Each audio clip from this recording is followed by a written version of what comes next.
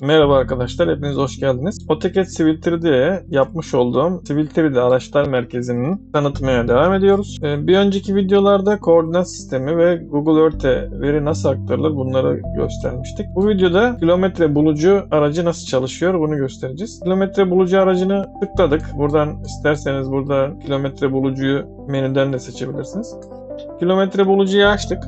Elinizde şöyle bir aliman var, güzergah var. Eğer güzergah yüklüyse otomatikman kilometre bulucu güzergahı buluyor. Eğer farklı güzergahlar varsa buradan güzergahlar seçmeniz gerekiyor. Güzergahta boy profil varsa buradan boy profilleri seçmeniz gerekiyor. Hangi boy profili kullanmak istiyorsanız. Bu Netget'tekinin aynı mantığıyla çalışıyor. Buraya geldik. 115. kilometreye gitsin. Kilometreyi yazdık. Kilometreyi bul işaretlediğiniz zaman çak diye hemen kilometreyi bulup işaretliyor.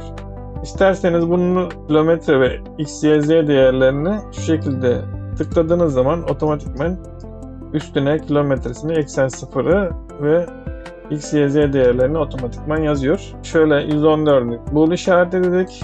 Tıkladık. 1 saniye içinde 114. kilometreyi buluyor.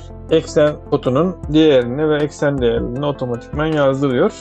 Bunu ne için kullanabiliriz? Bu Civil 3D'de böyle bir özellik olmadığı için uzun hatlarda böyle tek tek neyin nereye geliyor, hangi kilometredeydi bununla uğraşmaktansa kilometre bulucudan otomatikman yerini bulup işaretleyebilirsiniz. Eğer siz de bu eklentiye sahip olmak istiyorsanız açıklamadaki mail adresime bana mesaj atarak eklentiye sahip olabilirsiniz. Bir sonraki videolarda görüşmek üzere. Abone olup beğeni atmayı unutmayın. İyi çalışmalar.